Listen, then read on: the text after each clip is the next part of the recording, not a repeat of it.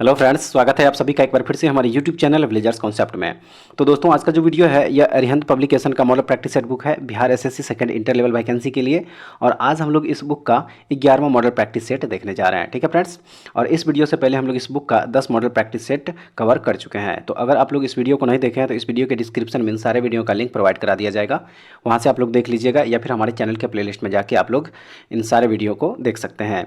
तो चलिए फिर शुरू करते हैं आज का सेशन। लेकिन उससे पहले अगर आप लोग हमारे चैनल पर नए विजिट कर रहे होंगे तो प्लीज़ इस चैनल को एक बार सब्सक्राइब जरूर कर लीजिएगा, और बगल में घंटी का निशान होगा उसको प्रेस करना बिल्कुल मत भूलिएगा, ताकि कोई भी वीडियो अपलोड करें तो उसका नोटिफिकेशन आप लोगों के पास जल्द से जल्द पहुंचे। ठीक है फ्रेंड्स, तो चलिए फिर शुरू करते हैं आज का सेशन और देखते हैं प्रैक्टिस सेट 11 का पहला क्वेश्चन यहाँ पे क्या कह रहा है। तो देखिए, इसका हम जो सबसे पहला क्वेश्चन यहाँ पे दिया है फ्रेंड्स, देखिए कह रहा है पहले क्वेश्चन में यहाँ पे कि भारत में योजनाबद्ध अर्थव्यवस्था किस पद्धति पर आधारित है। तो देखिए क्या सही आंसर हो जाएगा समाजवादी व्यवस्था पर। ठीक है, भारत में योजनाबद्ध अर्थव्यवस्था जो है यह समाजवादी व्यवस्था पद्धति पर आधारित है। याद रखिएगा, ऑप्शन नंबर डी जो है इसका सही आंसर हो जाएगा। उसके बाद चलिए देखते हैं अब अगला क्वेश्चन इसमें, और कह रहा है कि भारत में योजना आयोग का गठन किस वर्ष में किया गया था। भारत में योजना आयोग का गठन किस वर्ष किया गया था। तो यह किया गया था, याद रखिएगा, 1950 ईस्वी में। ठीक है, 1950 ईस्वी 15 मार्च, याद रखिएगा 15 मार्च 1950 ईस्वी को जो है योजना आयोग का गठन किया गया था। ठीक है फ्रेंड्स, और अभी वर्तमान में जो है योजना आयोग के स्थान पे नीति आयोग का गठन किया गया है, याद रखिएगा।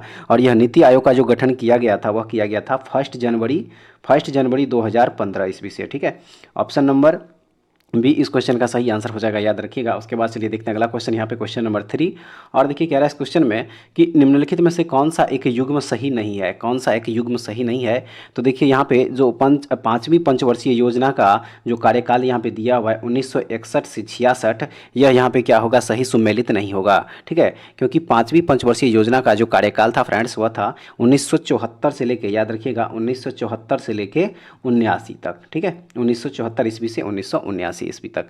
तो देखिए अपना ऑप्शन नंबर ए जो है इसका सही आंसर हो जाएगा। उसके बाद चलिए देखते हैं अगला क्वेश्चन यहाँ पे, और देखिए कह रहा है इस क्वेश्चन में कि श्रेणी 2 में कितनी मिनी रत्न कंपनियां हैं। श्रेणी 2 में, तो देखिए सही हो जाएगा इसका 11। श्रेणी 2 में जो है मिनी रत्न कंपनियों की संख्या कितनी है, 11 है, याद रखिएगा। अगला क्वेश्चन चलिए देखते हैं। देखिए कह रहा है इस क्वेश्चन में कि जीएनपी माइनस राशन अवमूल्यन बराबर क्या होता है।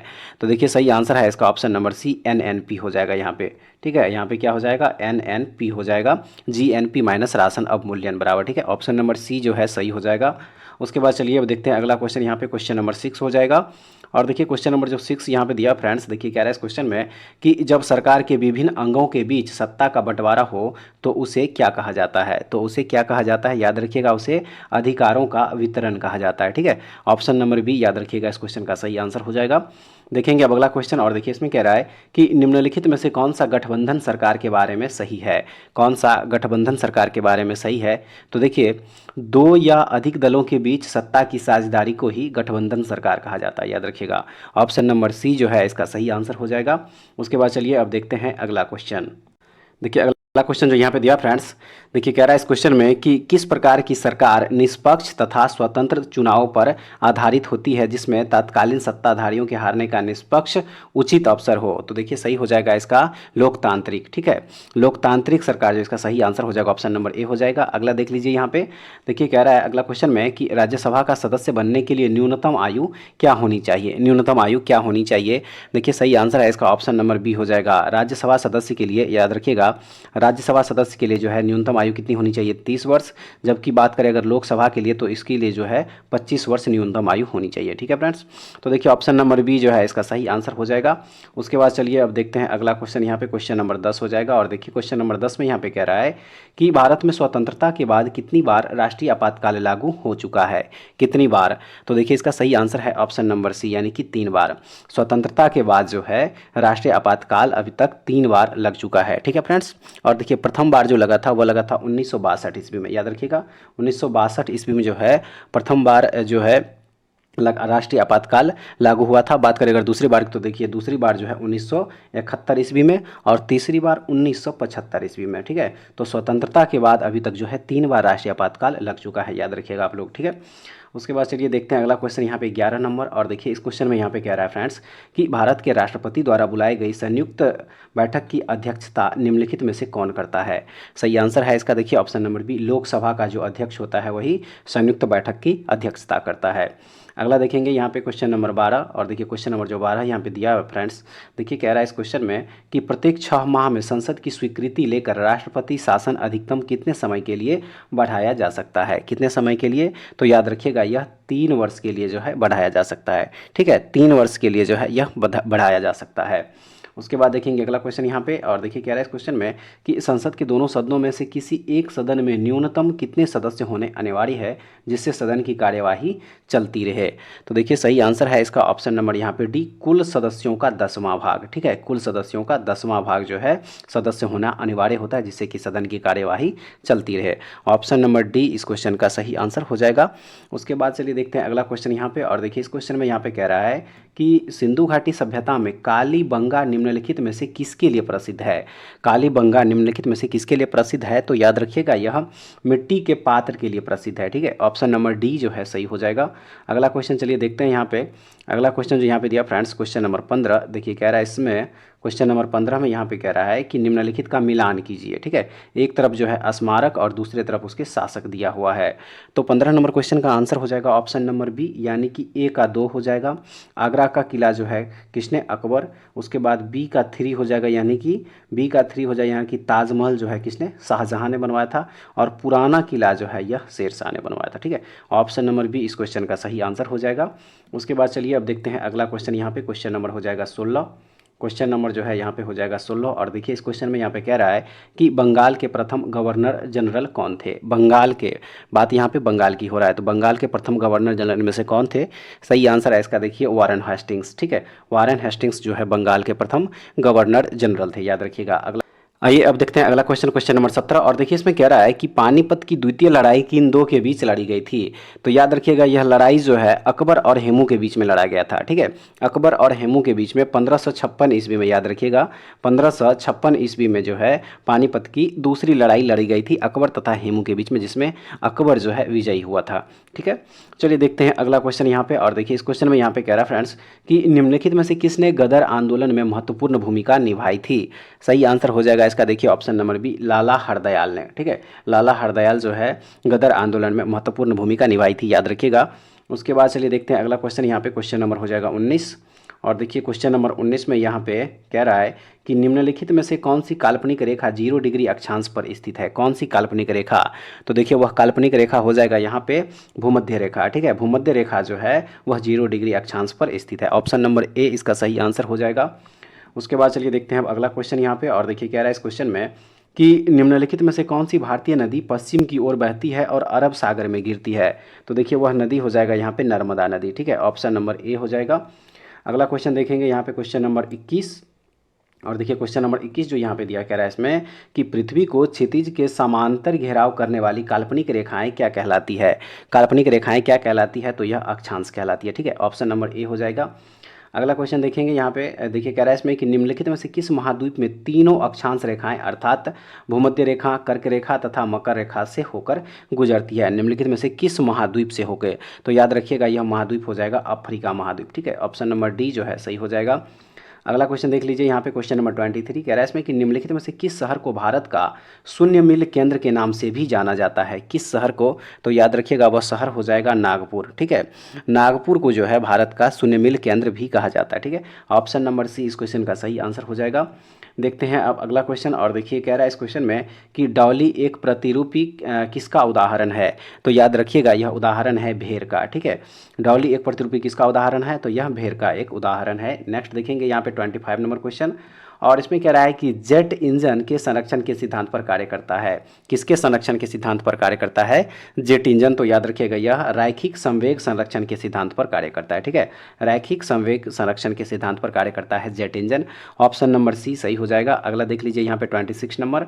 और देखिए इसमें कह रहा है कि निम्नलिखित में कौन सा या कौन से सही है। तो देखिए इसका सही आंसर हो जाएगा 26 का ऑप्शन नंबर ए हो जाएगा, यानी कि 1 और 2। ठीक है, एक का जो GUI का यहाँ पे फुल फॉर्म दिया हुआ है ग्राफिकल यूजर इंटरफेस, यह जो है सही हो जाएगा। और 2 का जो दिया हुआ है VDU विजुअल डिस्प्ले यूनिट, ये भी जो है क्या हो जाएगा, इसका सही आंसर हो जाएगा। ठीक है, देखिए यहाँ पे 3 का जो ALU का दिया हुआ है ऑल लॉजिकल यूनिट, यहाँ पे ऑल नहीं बल्कि अर्थमेटिकल लॉजिकल यूनिट होता है इसका। ठीक है, तो इसलिए ऑप्शन नंबर ए जो है इसका सही आंसर हो जाएगा।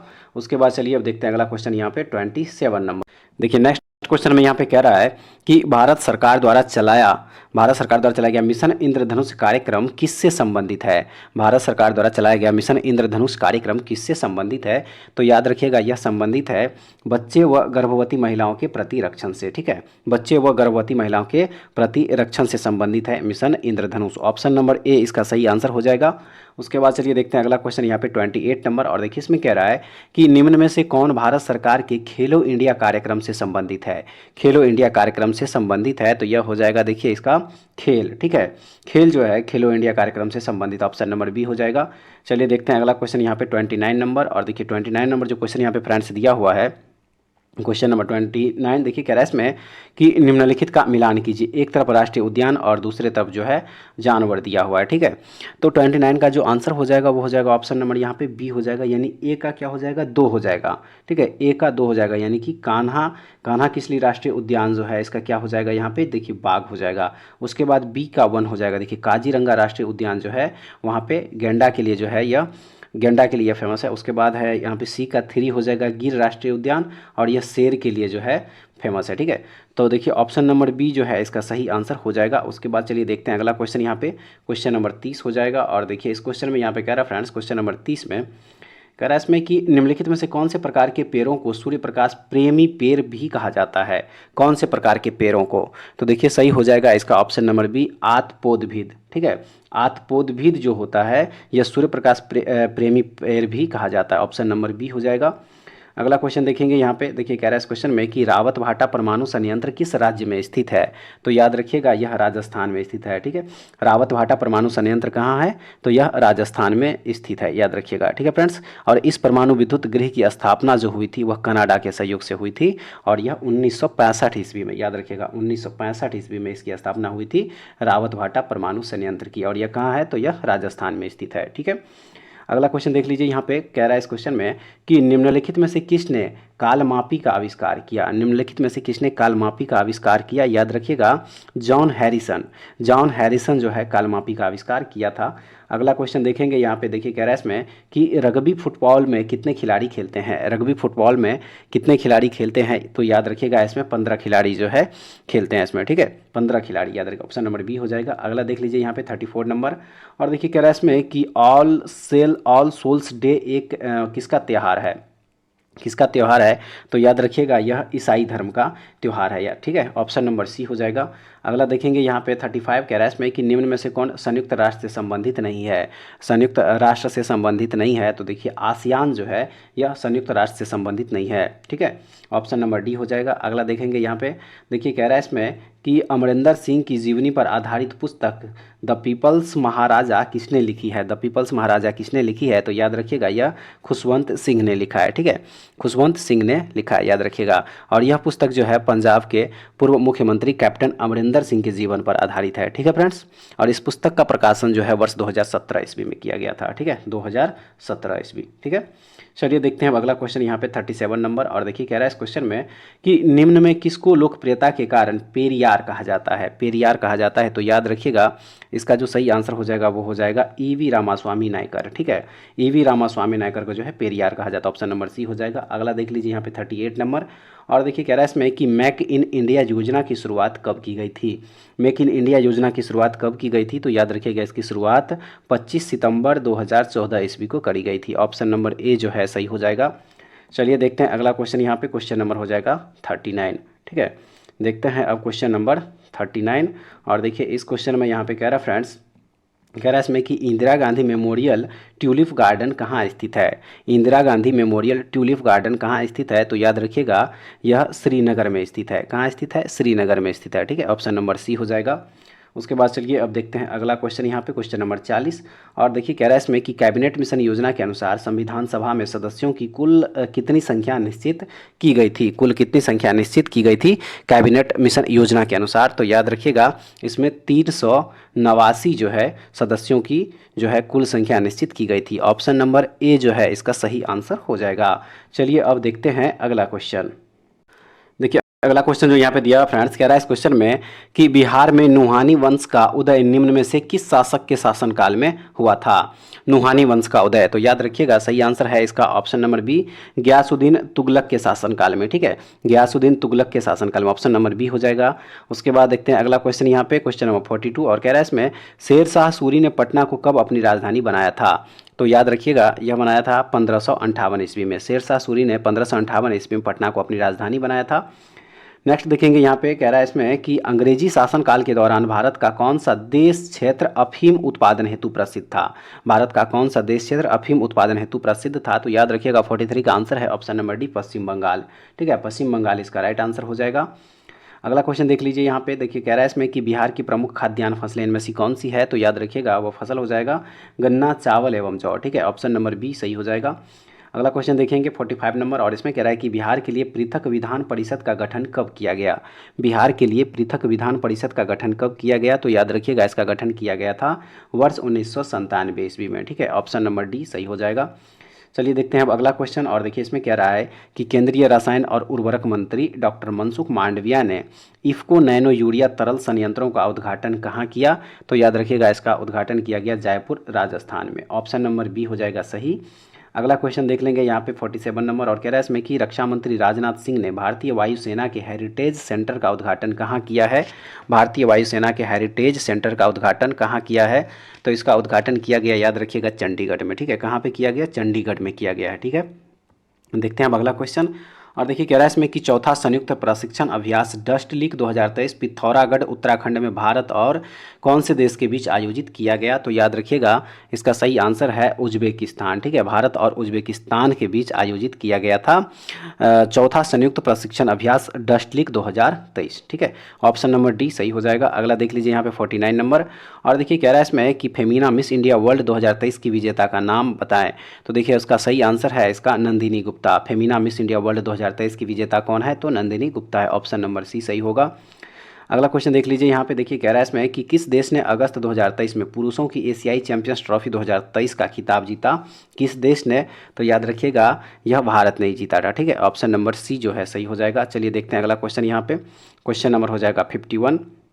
क्वेश्चन नंबर जो है यहाँ पे हो जाएगा 51। ठीक है, और देखिए इस क्वेश्चन में यहाँ पे कह रहा है कि निम्न में किसे आत्महत्या की थैली कहा जाता है। निम्न में किसे आत्महत्या की थैली कहा जाता है।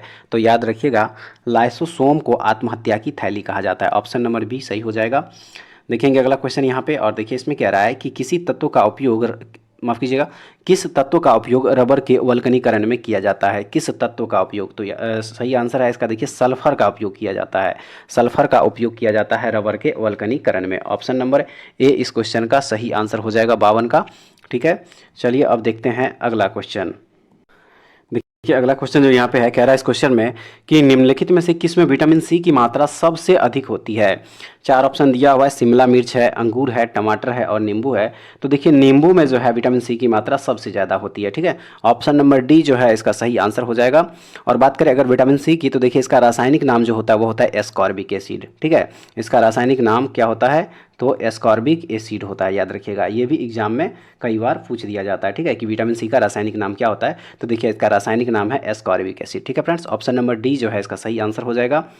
देखेंगे अब अगला क्वेश्चन। और देखिए इसमें कह रहा है कि निम्नलिखित में से कौन शीत रक्त वाला जीव है। इनमें से कौन सा शीत रक्त वाला जीव है। तो याद रखिएगा यह सांप जो है इसका सही आंसर हो जाएगा। देखिए सांप जो है शीत रक्त वाला जीव है और यह जंतु जगत में सरीसृप यानी कि रेप्टाइल वर्ग का प्राणी है। याद रखिएगा। ठीक है, देखेंगे अब अगला क्वेश्चन यहाँ पे। और देखिए इस क्वेश्चन में यहाँ पे कह रहा है कि निम्नलिखित में से कौन सी ग्रंथि वृद्धि हार्मोन का रिसाव करती है।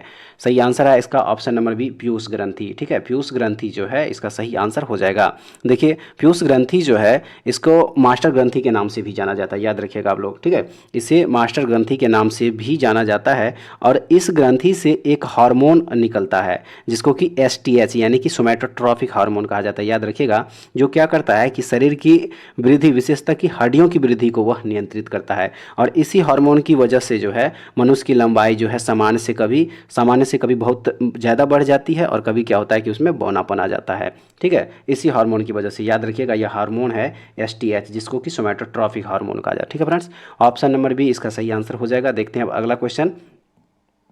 देखिए अगला क्वेश्चन जो यहाँ पे दिया हुआ है, कह रहा है इसमें कि एक पतीले में पानी के स्तर में क्या परिवर्तन आएगा जब उसमें तैरता हुआ बर्फ का टुकड़ा टुकड़ा पिघल जाएगा। तो देखिए सही हो जाएगा इसका ऑप्शन नंबर सी, समान रहेगा, उसमें कोई जो है चेंजेस नहीं आएगा, ठीक है। ऑप्शन नंबर सी सही हो जाएगा। देखते हैं अगला क्वेश्चन यहाँ पे 57 नंबर, और इसमें कह रहा है कि निम्नलिखित में से कौन सी मात्रा जड़त्व का माप है, कौन सी मात्रा जड़त्व का माप है।